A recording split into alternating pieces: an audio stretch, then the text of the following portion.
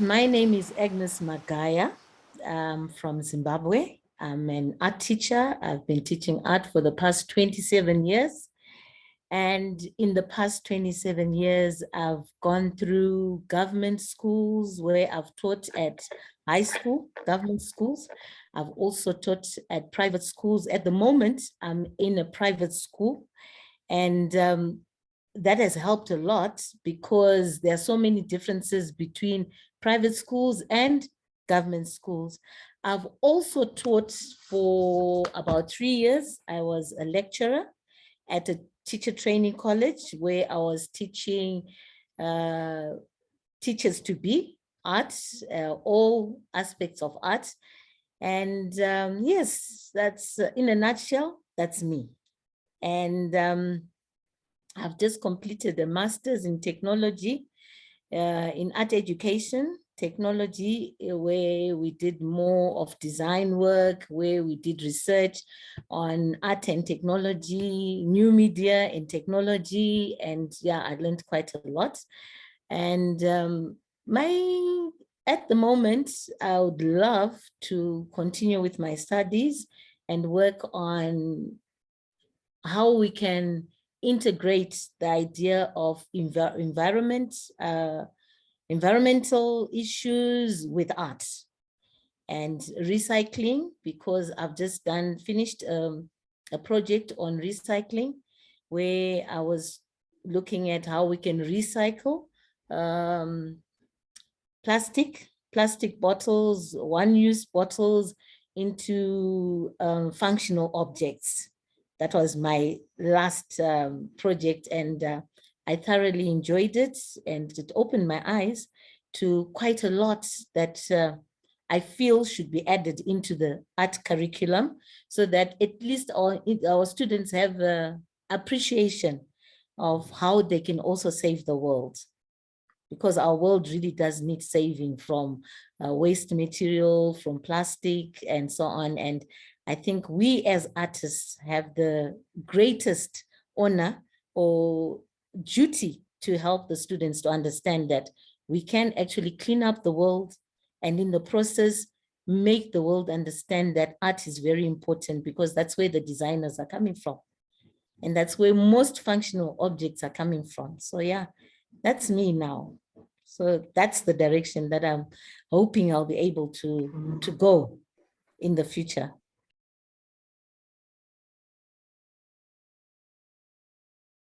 Well, as an arts teacher who has gone through a very wide range of different backgrounds, from those that have the capacity and those that don't, I would say that I'm sure, I hope I'm answering your question in the way that you're hoping. We are looking at the dimensions or the importance of art. Is that what we are looking at? Yes. Right. We're looking at the dimensions, we are looking at the importance of art to our community, our region. And as far as I'm concerned, I think art brings a lot of understanding of oneself, right? Whether you're the learner or you are the teacher, because even as teachers, we are learning every day, because we have unique students every day. So I feel that it gives us a sense of knowledge of ourselves and everything around us.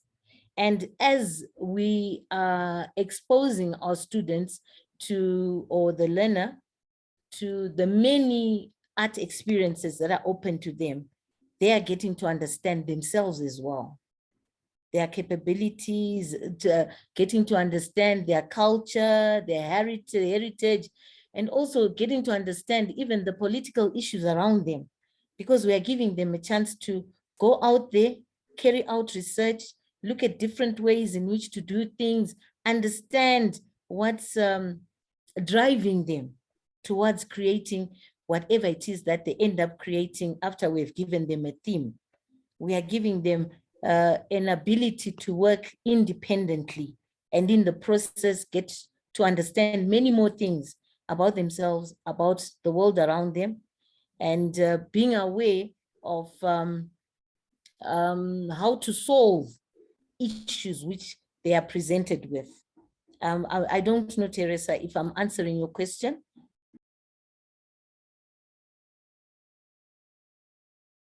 Most of the time we give our students topics or themes, right?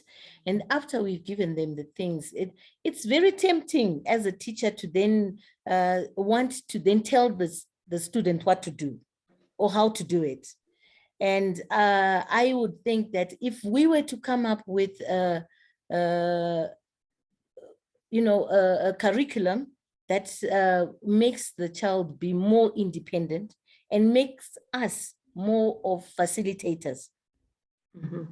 I don't know if I'm making sense there, because if we become facilitators and not teachers, the teachers in the traditional way, we are then allowing the learner to go out there and find out for themselves. And in the process, they are also finding out that, oh, I can do this. And because I'm working on this particular thing, I've come across this new information or new way to solve a challenge that I've been given. And in the process, they're learning to, I'm actually capable of doing this. They're learning that they can make a difference. And by learning that, they're recognizing their own capabilities without having to wait for the teacher to come and say, okay, you've done this, now let's do this. So I believe that by giving a learner more leeway to work independently, we are giving them a better, platform for them to know themselves better. Because along the way, they are discovering so many different things. And along the way, they are actually making decisions that can help them come up with a better piece of work than doing my work. I have always believed that if I am going to say to my student, okay, I've given you this work, I want you to do it this way, here you should do it this way, here you should do it. They're doing more of my work than their own work. And they're thinking more along how I want them to think than them thinking on their own.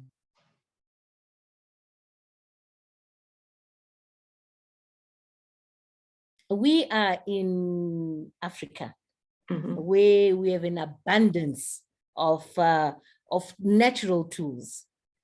I think it's also the onus is on us as teachers to make sure that the student understands that it's not everything that you use in art which should come from a bottle, right?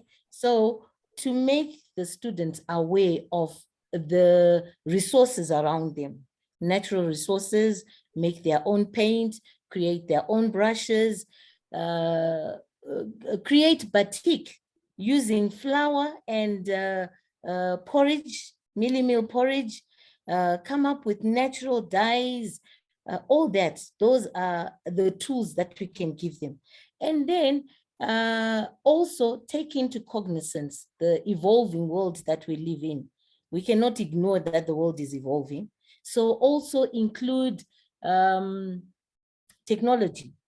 We cannot ignore that. We cannot ignore that. That's another tool that we should be able to integrate into our lessons, integrate into our assignments, so that at least they know how to use those more modern tools.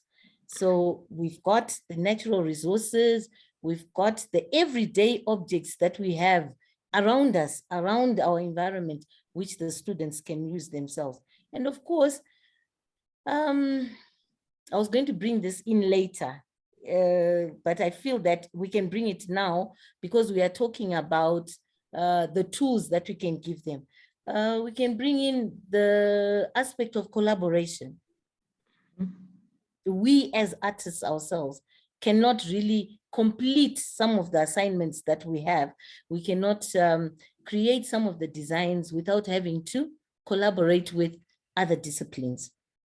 So again, to make the learner aware that, you know, it's possible to work with other disciplines so that you are provided with the tools the correct tools and the know-how of how to use these particular tools from those who actually use them on a daily basis. Even if they're not artists, they could be people from, learners from physics, they could be IT specialists, some science specialists, and so on.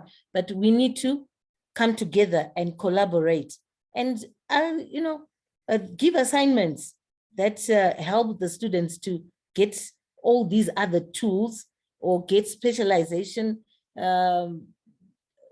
specialists to help them so that they come up with solutions to any of the assignments that they could be given.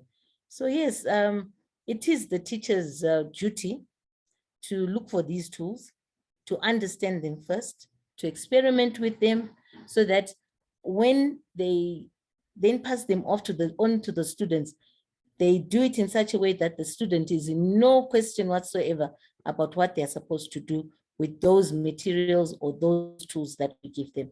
Even books, right? We can give them books, but we actually need to guide them in terms of what are we looking for? When you are going to do your research in the library, what are you looking for? Because the library is also a tool. How do you look for this information? How do you go about it? How do you find it?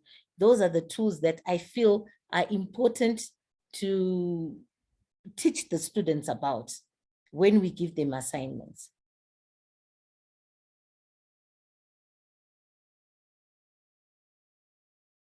It's a practical. It's a practical, and we're evaluating at each step. From the moment that we start talking about whatever it is we want to do, the evaluation begins. So I think it's important for us to have set steps that we follow. I'm trying to look for a perfect word for what I want to say, but I'm thinking that we should always have objectives written down already before we start with whatever assignment, with whatever theme that we've given to our learners, because even the introductory part of our assignments, where we are just discussing, we're already evaluating, because we are evaluating how our students are reacting to whatever it is that we are talking about.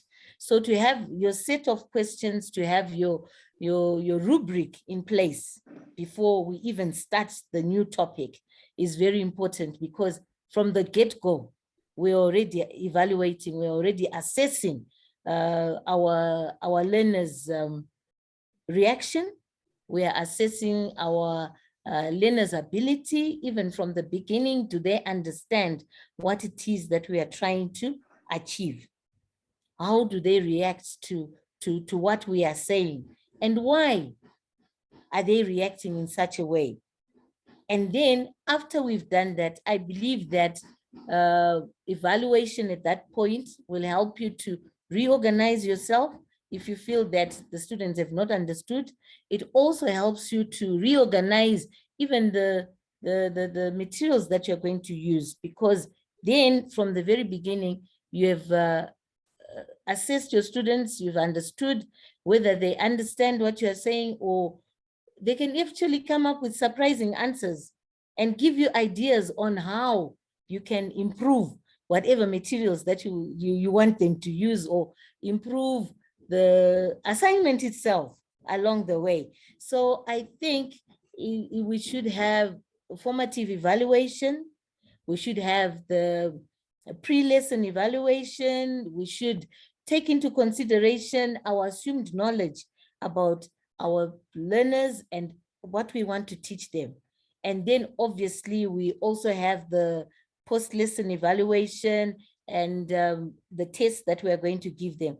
So always have in place, I think a rubric should be in place from the very beginning, clearly stating what it is that you want to get out of your students, and clearly stating the steps that you're going to take and how you are going to evaluate the responses that you get from your students, even before they start creating any sort of art, whether it's dance, whether it's drawing or painting, whether it's drama. But you should have your rubric in place first, which has clear pointers on what it is that you want to achieve.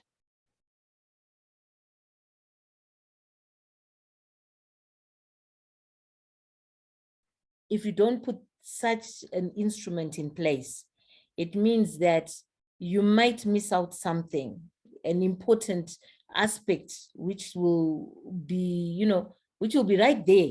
But because you have not allowed yourself to think about what it is you are expecting, you might just miss it. But it could be an important aspect, which could, be groundbreaking in terms of whatever it is that you want to teach. Mm-hmm. So I think, what I believe that your rubric, your set down aspects on what it is you want to achieve, what you expect to get, and so on. And right from the beginning, you can keep looking at your instrument and checking to see if you've achieved what you want to achieve. Also, adapt it according to what you have found out as you go along. Like I said, we are learning every day. And these instruments help to cement whatever it is we have learned, to, strengthen our understanding of the learner as we go. We have had situations where, I don't know if it's the same in your region, but I know that in this region, we've had situations where we come across students at the very beginning, or learners who believe, art is just not important. They don't give it the attention that we would want them to give. So I have found that in most cases, get your learners involved in community projects. I know someone will say, but where will we get a community project? We are at a school and there's no time to go out and so on. But the school is a community on its own. And there's so many other projects that you can do. And instead of being stuck in the art room or around the art room, why not get your students involved in painting murals around the school, where you've got plain space, your students can get involved. And the moment the students get involved, or the learners get involved, they create an interesting mural. All of a sudden, they have recognition. They are recognized for the work that they've done. Other students are coming to admire. Parents are also coming to admire all this good work. And there's proof to them, to the students themselves, that they've made a difference. And the moment that happens, then you have all this respect coming towards the subject, and the students understanding that they are making a difference and doing something that is appreciated by those around them. So community projects would work. I think that's a good example. And we've done that at my school, where we have created murals around the school. At the moment, we're working on a wall. I will do pictures and send them to you. We're working on a wall which was plain gray. And we are now putting in a mural, and it's a huge wall. Hopefully we'll finish by the end of the year. And that itself has made our learners more confident, because they've done something that everybody can come and have a look at and admire. And then we have, in some cases, we have students who might have some issues that could be giving them problems. I had one student, we had personal issues, and he would not be involved in any work at all. He would always be at the back of the classroom, not be involved at all. But we managed to give him assignments, let him carry out research, and come back and interpret his work in his own way.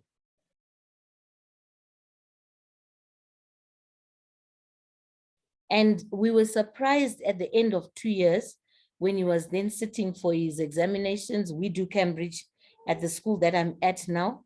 And when he sat down for those examinations, he was a totally different person who had now learned how to work big. He used to work tiny pieces of work, and you'd ask him, but why are you doing such tiny pieces of work? And that was the end. He would not communicate. He was not able to talk about his art. But with assignments where he carried out research, where he went out and met artists, that was such a breakthrough. He went out, he met different artists, he was able to communicate with them, spend time with them, talk about his art, do art appreciation. He was a totally different person after 2 years, and he managed to get himself a B for his final Cambridge exams, which was a total difference from where we started off. So yeah, I think those are examples with getting students involved in doing something that is meaningful, something that gives them confidence, something that makes the world pay, sit up and pay attention. And sometimes when we talk about the world, we're not talking about, everybody else in the country, but just the minute, community that the student belongs to. That in its own way makes a great difference.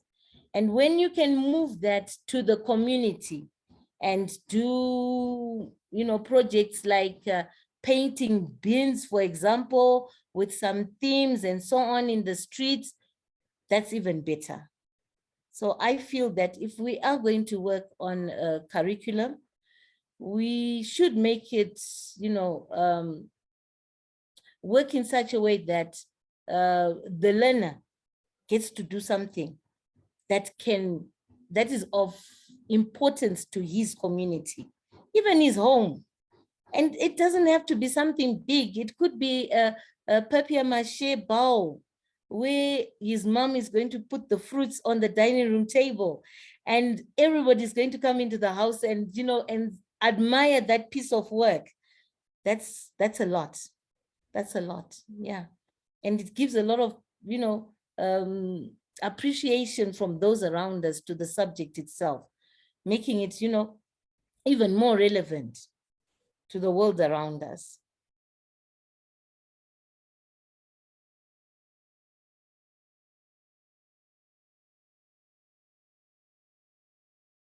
The only way that our young learners, even the older learners, I've worked with older learners. I remember when we did a project on carpet making. These are older students. Some of them already moms, some of them already dads, and there they are making a rug for the house, and appreciating that they've learned a new skill, which will not only help them at home, but even in terms of creating business for themselves and making a living out of that new skill that they've learned. It was amazing. The response becomes so amazing because they've learned that art is not just drawing and painting, but it's something way beyond that. You see? So I think, thank you. I could speak for hours about this because I've always felt that making ourselves visible is most important, because the reason we have most communities not appreciating art is because we are not visible enough. We are not visible enough. We need to make ourselves visible, and we need to create assignments. We need to create projects that make the subject visible.